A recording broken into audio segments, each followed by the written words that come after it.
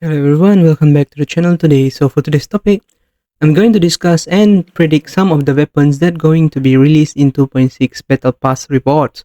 So as you can see here, there are 5 rewards that has been shown in Kuro Games Wuthering Wave official Twitter. So let's predict what are the weapons that will be suit the characters coming in future. Other than that, I will be also giving you guys tips that whether you should pull for which weapon in terms of weapon with most pull value so that you can select which weapon to use or to pull for. So as you can see here, the first weapon will be Feather Edge, which is a sword. As you all know, sword characters haven't been revealed so far. The only revelation have been so far is Broadblade, which is Augusta, and Rectifier, which is Luno. So the other 3 characters, which is Kyuyan, Chisa, and Galbrena, will have from these 3 weapons available, but we already know Galbrena from the picture. She uses a gun, so that means Kyuyan and Chisa only left. In my opinion, Kyuyan is using a long rod, so in my opinion the rod could be a sword. He can pull a sword out from that bamboo stick.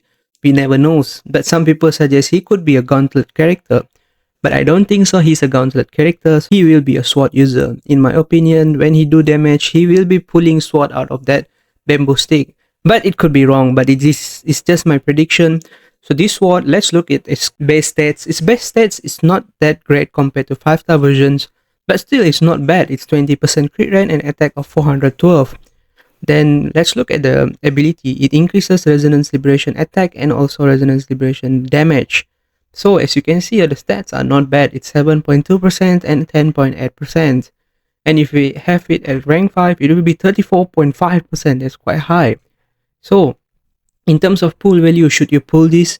In my opinion, always go for the best in slot. But if you do not have the currency to get the best in slot and you have the battle pass reward, then I will say this sword is quite good, because other than Kyuyan, I think another character that will be useful with this weapon will be Havoc Robber. Havoc Robber uses Resonance Liberation as his main damage, so I think if you equip this, it can increase his damage a bit. But of course, Emerald of Genesis is also not a bad weapon for Havoc Robber. So in terms of pull value, yes, sword, you should pull for it.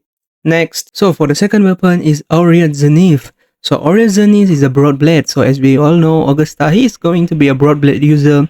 And if you ask me, do you need to pull for a signature weapon? I will say yes, go for a signature weapon, because a signature weapon seems very cool with that new animation style they are doing. So I think if you want to pull for that, then go for it. But let's look at the ability first. As you can see, the crit damage is not bad for this weapon. It's 40.5% of crit damage and give you attack of 412 for a 4-star weapon. This is quite a good number of crit damage increase in my opinion. So for the ability, it gives you Resonance Liberation and Heavy Attack. As we all know, Augusta kit revolves mainly around Resonance Liberation and Heavy Attack. So this is, of course, a 4-star best in slot weapon. But who else can use this weapon? In my opinion, other character that can use this is Jian. Jian's main damage comes from his Resonance Liberation, and he also increases damage based on heavy attack. So these 2 stats in this weapon will be extremely useful for Jian. Jian is a broadblade user, so I think this will be useful for his kit. Next, let's talk about the Solar Flame. Solar Flame is a pistol gun.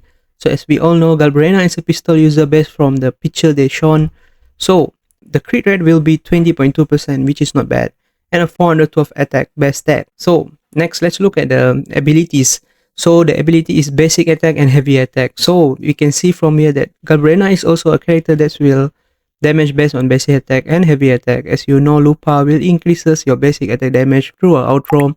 So she pairs well with Lupa. So she's a fusion character. If you guys don't know, then another thing to note is that Luno also buffs your heavy attack. So she will be good pair with Luno. But the only problem is this weapon is not worth pulling for, because in my opinion 2.2% is very small. So I say do not pull for this weapon and you can skip this weapon. So next weapon will be Aerostrike. Aerostrike is a gauntlet weapon, and I think Chisa is a gauntlet character, because if you look at the sword have like an opening and it looked like a gauntlet to me.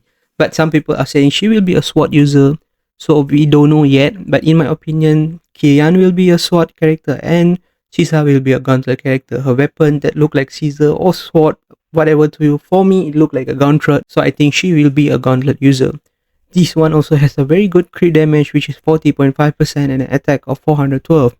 So as you can see here, the character list will be using both the sword, and this will be based on Resonance Liberation. So both Chisa and Kian will be based on Resonance Liberation damage. So those of you that want to pull for certain echo sets, make sure you focus on building some Resonance Liberation bonus in your echo sets. Next, let's talk about the final weapon, which is Radiant Dawn. Radiant Dawn is a rectifier. Then we all know that Luno is a rectifier user. So as you can see, it increases your attack by 9% and it grants basic added damage 9%. It's very big value, and I will say this weapon is also worth pulling for in that battle pass. So as we all know, from these 4 weapons, the only one you have to skip is the pistols because the value is a bit small in my opinion. So other than that, whichever 4 weapon you feel you want to use for your characters, make sure you pull them. I hope this video was helpful, and I will meet you in another video. Thanks for watching my video, and bye.